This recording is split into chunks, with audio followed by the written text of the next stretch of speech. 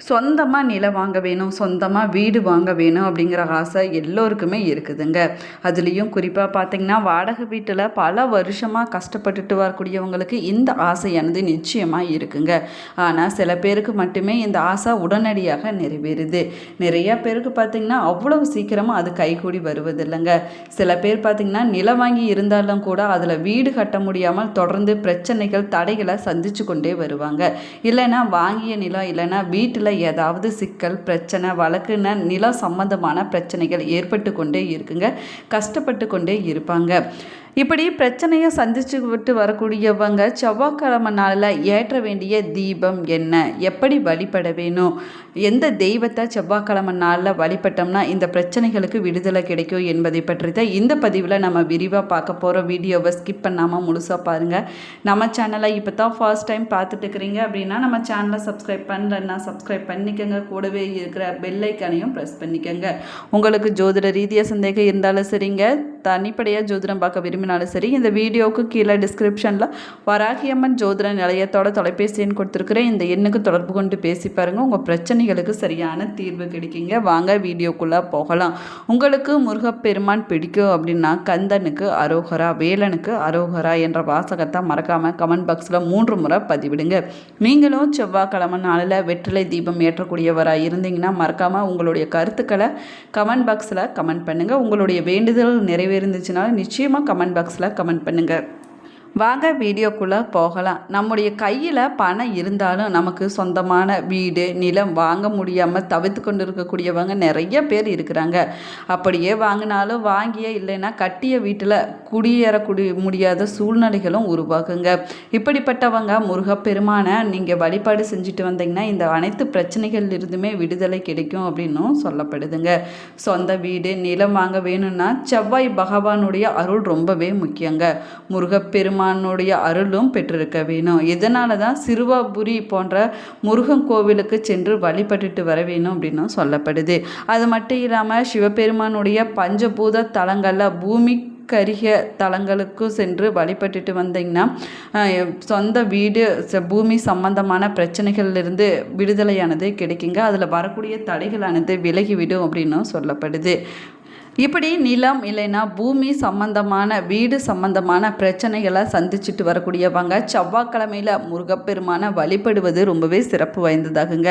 வீடு மனை நிலம் போன்றவற்றுக்கு காரணமாக இருக்கக்கூடியவர் செவ்வாய் பகவான் தான். இவரை பூமிக்காரகன் என்று ஜோதிட சாஸ்திரத்தில் அழைக்கிறாங்க.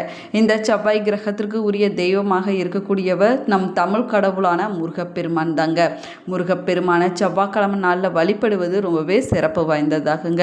பொதுவாக பார்த்தீங்கன்னா முருகன பெருமான வழிபட அவருடைய பரிபூர்ணமான அருளை பெறுவதற்கு 3 நாட்கள் சிறப்பான நாட்களாக சொல்லப்படுது. கிழமையில் செவ்வாய்க்கிழமையும் நட்சத்திரங்களில் கிருத்திகை நட்சத்திரமும் திதிகளில் சஷ்டி திதியும் முருகனை வழிபடுவதற்குரிய நாட்களாக சொல்லப்படுதுங்க. அப்படி முருகப்பெருமானுக்குரிய செவ்வாய்க்கிழமையில் மாலை 6 மணி அளவில் வீட்டில் இந்த வெற்றிலை தீபத்தை ஏற்றி வழிபட்டுட்டு வந்தீங்கன்னா வீடு மற்றும் நில சம்பந்தமான பிரச்சனைகள் அனைத்துமே தீர்ந்துவிடும் அப்படின்னும் சொல்லப்படுது. இந்த பரிகாரத்தை தொடர்ந்து 9 வாரங்கள் இல்லைன்னா 21 நாட்கள் செஞ்சுட்டு வந்தீங்கன்னா நல்ல பலனானது கிடைக்குங்க. செவ்வாய்க்கிழமையில் உங்கள் வீட்டில் இருக்கக்கூடிய முருகனுடைய படம் இல்லைன்னா விக்கிரகம் இருந்துச்சுன்னா அதை எடுத்துக்கங்க. அதை சுத்தம் செஞ்சு மஞ்சள் குங்குமம் வைக்க வேணுங்க. அதற்கு பிறகு பூ போட்டு நீங்கள் அலங்காரம் செய்ய வேணும். இந்த பரிகாரத்தை நீங்கள் செய்யும்போது முருகப்பெருமானுடைய சிலை இல்லைன்னா படம் இருந்துச்சுன்னா அதை கிழக்கு திசை இல்லைன்னா வடக்கு திசையை பார்த்தபடி நீங்கள் வைக்க வேணுங்க. முருகப்பெருமானுக்கு நெய்வேத்தியமாக சர்க்கரை பொங்கல் அன்றைய நாளில் படைத்து வழிபடுவது சிறப்பானதாகும். முடியாதவங்க எளிமையான முறையில் பால் கற்கண்டு ஏதாவது ஒரு பழம் உலர்ந்த திராட்சைன்னு ஏதாவது ஒன்றை நீங்கள் நெய்வேத்தியமாக படைத்து நீங்கள் முருகப்பெருமானை வழிபடலாங்க. செவ்வாய்க்கிழமை நாளில் நீங்கள் வெற்றிலை தீபத்தை ஏற்றுவதற்கு முதல்ல சேதமில்லாத வாடாமல் இருக்கக்கூடிய நல்ல வெற்றிலைகளை 6 நீங்கள் எடுத்துக்க வேணும். 3 இல்லைன்னா 5 என்ற எண்ணிக்கையில் கூட நீங்கள் வைக்கலாங்க. ஆனால் முருகப்பெருமானுக்கு செய்யக்கூடிய பரிகாரம் அப்படிங்கிறதுனால 6 வெற்றிலைகளை நீங்கள் எடுத்துக்கொள்வது சிறப்பு வாய்ந்ததாகுங்க. இந்த வெற்றிலையோடைய நுனி பகுதியில் மஞ்சள் குங்குமம் தொட்டு நீங்கள் வைக்க வேணும். அதற்கு பிறகு நீங்கள் எடுத்து வைத்திருக்கக்கூடிய வெற்றிலைகள் சேதம் அடையாமல் வெற்றிலைகளுடைய காம்புகளை மட்டும் நீங்கள் தனியாக எடுக்க வேணுங்க. 6 வெற்றிலைகளை ஒரு விரிப்பு இல்லைன்னா மனை இல்லைன்னா தட்டு ஒன்றில் மீது நீங்கள் ஒன்றாக விசிறி போல் பரப்பி வைக்க வேணும். இதில் மஞ்சள் குங்குமம் தொட்டு வைத்த பிறகு வெற்றிலையோடைய நுனிப்பகுதி நம்மை பார்த்தபடி இருக்குமாறு நம்ம பார்த்து கொள்ள வேணுங்க. அடுத்ததாக அந்த 6 வெற்றிலைகளையுமே தொடும்படியாக ஒரு அகல் விளக்கை நீங்கள் வைக்க வேணும். இதில் புதுசாக வாங்கின திரி நல்லெண்ணெய் இல்லைன்னா நெய் ஊற்றி நீங்கள் தனியாக எடுத்து வைத்து கொள்ள வேணுங்க. வெற்றிலை காம்புகளை தீபத்தில் ஊற்றி எண்ணெய் இல்லைன்னா நெய்யில் போட்டு விட வேணுங்க. அதற்கு பிறகு நீங்கள் தீபம் ஏற்றி வழிபட வேணும். மேலுமே பார்த்தீங்கன்னா இந்த தீபம் குறைஞ்சது 2 மணி நேரமாவது நம்ம எரியும்படி பார்த்து கொள்ள வேணுங்க. தீபத்தினுடைய சுடரும் கிழக்கு இல்லைன்னா வடக்கு திசையை பார்த்தபடி இருக்குமாறு நம்ம பார்த்து கொள்ள வேணும். தீபத்தை ஏற்றிய பிறகு கந்த சஷ்டி கவசம், கந்த குரு கவசம், முருகனுடைய பாடல்கள் என முருகப்பெருமானுக்குரிய மந்திரங்கள்னு ஏதாவது சொல்லி நம்ம அன்றைய நாளில் வழிபடுவது சிறப்பு வாய்ந்ததாகுங்க. தீபம் ஏற்றி கொஞ்சம் நேரத்திலேயே தீபத்திற்கு கீழே வைத்திருக்கக்கூடிய வெற்றிலைகளும் தீபத்திற்குள்ளே போட்டு வைத்திருக்கக்கூடிய வெற்றிலை காம்புகளும் சூடாகி நறுமணம் வர தொடங்குங்க. அந்த நேரத்தில் நம்முடைய வேண்டுதலை முருகப்பெருமானிடம் மனம் உருகி சொல்லி நம்ம வேண்டிக் கொள்ள வேணுங்க. பொதுவாக பார்த்திங்கன்னா வெற்றிலை அப்படின்னு சொன்னாலே வெற்றியை தரக்கூடிய இலை என்று பொருளாகுமாங்க. அதனால தான் அனைத்து விசேஷங்களிலுமே வெற்றிலையானது பயன்படுத்தப்பட்டு வருது. இந்த வெற்றிலையில் மகாலட்சுமி, சரஸ்வதி தேவி, பார்வதி தேவி போன்ற 3 தேவிகளும் வாசம் செய்வதாக ஐதீகமாக சொல்லப்படுதுங்க. வெற்றிலையே ஸ்ரீமன் நாராயணன் மற்றும் மகாலட்சுமியுடைய அம்சம் அப்படின்னும் சொல்லப்படுது. இதிலிருந்து வரக்கூடிய நறுமணம் நம்மை சுற்றி இருக்கக்கூடிய எதிர்மறையான ஆற்றல்களை வெளியேற்றி நேர்மறையான ஆற்றல்களை உள்ளிருக்கும் சக்தி கொண்டது அப்படின்னு சொல்லப்படுதுங்க. அப்போது நம்ம நினைக்கக்கூடிய இல்லைன்னா நம்ம முருகப்பெருமானிடம் முன்வைத்த வேண்டுதல்கள் தனி சக்தி பெறும், அப்படியே நிறைவேறும் அப்படின்னும் சொல்லப்படுது. நீங்கள் இந்த பரிகாரத்தை செஞ்சு முடித்த பின்னாடி அதற்கு அடுத்த நாள் தீபத்திற்கு அடியில் வைத்திருக்கக்கூடிய வெற்றிலையை எடுத்து மண் தொட்டி இல்லைன்னா கால்படாத இடத்துல கொண்டுட்டு போய் நீங்கள் போட்டு விட வேணுங்க. வெற்றிலையை அப்படியே வைத்து வாட விடக்கூடாது. அடுத்த வாரம் புதுசாக நீங்கள் வெற்றிலை காம்பு, புதிய திரியை மட்டும் பயன்படுத்த வேணுங்க. முதல் வாரம் பயன்படுத்திய அகல் விளக்கை அடுத்த வாரத்தில் கூட நீங்கள் பயன்படுத்தி கொள்ளலாம். இந்த பரிகாரத்தை நீங்கள் செஞ்சுட்டு வருவதன் மூலமாக வீடு நில சம்பந்தமான பிரச்சனைகள் அனைத்துமே தீர்ந்து விடுங்க. வீடு வாங்கக்கூடிய யோகமானது உண்டாகும். நிலம் வாங்கக்கூடிய யோகமும் ஏற்படுங்க. வீட்டை விற்க வேணும், நிலத்தை விற்க வேணும் அப்படின்னு நினைக்கக்கூடியவங்க, நிலம் சம்பந்தமான பிரச்சனைகள் தீர வேணும் அப்படின்னு நினைக்கக்கூடியவங்களும் இந்த பரிகாரத்தை செஞ்சுட்டு வந்தீங்கன்னா உங்களுக்கு சிறப்பான பலன்களானது கிடைக்குங்க. செவ்வாய்க்கிழமையில முருகப்பெருமானுக்கு மட்டும் இல்லைங்க, வெள்ளிக்கிழமை அம்மனுக்கும் இந்த தீபத்தை ஏற்றி நீங்கள் வழிபட்டுட்டு வருவது சிறப்பு வாய்ந்ததாகுங்க.